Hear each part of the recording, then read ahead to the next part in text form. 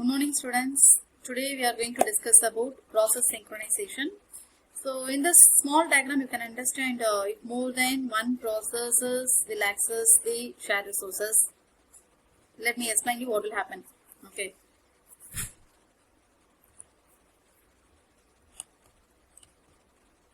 So this is the outline of the task. Today we are going to see what are the different types of processes are available, and what do you mean by shared resources, what are the different types of shared resources are there, what do you mean by race condition, how to avoid the race condition. We will see one classical example for synchronization, which is called producer and the consumer problem. Then we will see about the critical section problem. There are two different types of processes. One is called independent process, another one is called dependent process. From the name you can understand independent process, execution of one process that does not affect the execution of another process. Whereas in cooperative process, the execution of one process affect the execution of another process. So usually the synchronization will take place in cooperative process. So to cooperate, processes must use the operating system facilities to communicate with each other. So here one example is parent process should have to wait for all the child process to complete its execution. The child process will be created from the parent by means of one system call. Can you tell me what is the name of that system call? Yes, correct. Fork is a system call used to create the child process from the parent process. There are some other shared resources are available or facilitated by the operating system to the cooperative processes. One is called files, sockets, pipes, signals, shared memory, events, remote procedure call. In the forthcoming classes, we will see what is the importance behind each and everything. Race condition. Several processes access and manipulate the same data concurrently. The outcome of this execution depends upon the particular order in which the access takes place. So in this diagram you can see both the process A and B will access the shared memory at a time, then it will create the synchronization. If one process will access the shared memory, until then the other process should have to wait. If another process is going to access the shared memory, this process should have to wait. So they need to follow some particular order, particular discipline to access the shared resources. To guard against this shared race condition, we need to ensure that the process to be synchronized. How to avoid this races or race condition? Mutual exclusion. Yeah, only one process at a time can use the shared resources. So we have already seen this terminology mutual exclusion in deadlock. In order to overcome or prevent the deadlock, we should allow only one process to access the shared resources.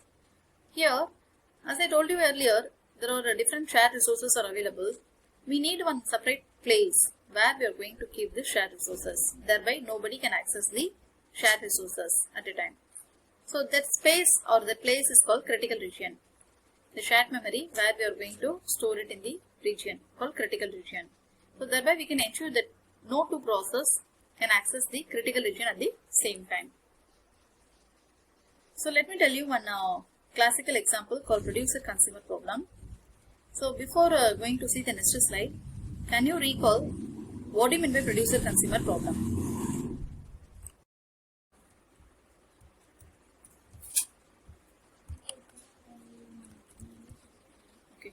So now we will continue our producer-consumer problem.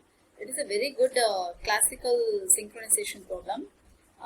This problem involves two processes. One is called producer and another one is called consumer. Both the producer and consumer are going to share the common fixed size buffer. The role of producer is to generate a job and put it into the buffer. The role of consumer is consume the job that has been kept in the buffer one by one at a time. So there are the two conditions while going to access the shared buffer both by producer and consumer. You can see here there is one common shared resource called buffer, and this side you can see producer and this side you can see the consumer. The producer will produce the item and put it into the buffer. Suppose if the buffer is full, the producer may not able to produce the item and put it into the buffer. So we need to check from the producer point of view, we need to check whether the buffer is empty or not. If the buffer is empty, the producer will produce the item and put it into the buffer. So if the buffer size is 5, the producer can able to produce 5 items and put it into the buffer. So the counter value will get incremented at every time. In the another perspective, from the consumer side, if the buffer is full, the consumer will start consuming item one by one from the buffer. Suppose if there is no item in the buffer, the consumer cannot able to access the buffer. So this is called producer-consumer problem. So in this code, you can see initially when the counter is 0, do nothing because there is no item in the buffer, the consumer cannot able to do anything. Whereas here you can see the counter is equal to buffer size. If the buffer is full means the producer cannot able to do anything. So if the buffer is empty, the producer can produce an item and put it into the buffer. Similarly here in the consumer, if the buffer is empty, the consumer cannot able to access. So if the counter is not empty or if the buffer is not empty, it means the buffer holds some items which has been produced by the producer. So the consumer can pick one by one, the counter value will get decremented. So here this is the situation where it is called race condition. You know the task behind counter plus plus and counter minus minus. Counter plus plus means the buffer is empty. Based upon the buffer size or counter size, the producer will produce an item and put it into the buffer. The counter will get incremented periodically. Whereas from the consumer side, the counter is represented as the minus minus. It means the buffer is empty. The consumer cannot able to consume any item. But if the buffer is full, the consumer can consume one item at a time from the buffer. That's why it is called counter minus minus. So you can see here this series of execution. You can understand what do you mean by synchronization problem. If we allow both the producer and consumer to access the buffer at the same time, what will happen? The producer will produce and put it into the buffer.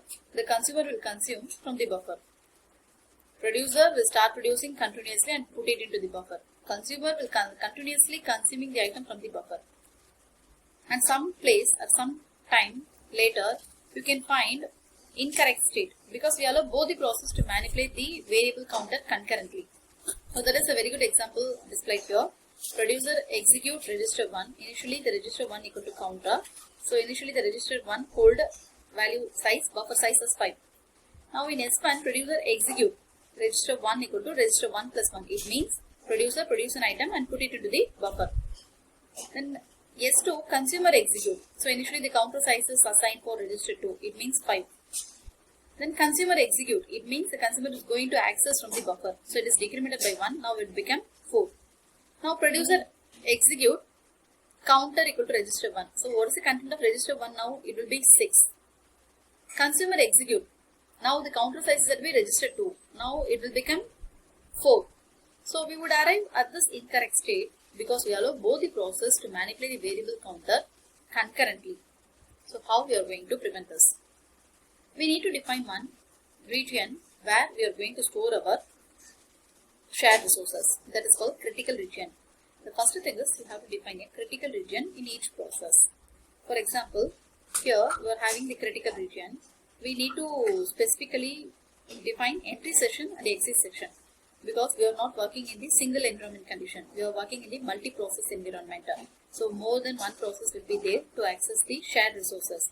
So we are supposed to keep the shared resources the critical session. Suppose if one process want to access the shared resources, he is supposed to get the entry ticket and get inside the critical session region and can access the resources present in the critical session. Then after completes his task, he should come out, indicating the exit session. After that, the next process who is there in the queue will going to get entry session and get access the critical session will come out. So this is the code behind the critical session. Make sure that only one process can execute in the critical session at a time. We should not allow more than one process to access the critical session. What synchronization code to put into the entry and exit session to prevent the race condition? So here the critical session is nothing but a session of code common to n cooperating processes in which the process may be accessing the common variables. So it's a small code which will be common for all the process, cooperative process. It means dependent process. That is the execution of one process depend upon the another, in which all the processes are going to access the common variable. So this critical section environment consists of 4 sections. One is called entry session, critical session, exit session, reminder session. Entry section means you're supposed to get the process to get the entry ticket to get inside the critical session. Critical session is a place where you have store your shared resources, in which only one process can execute at one time.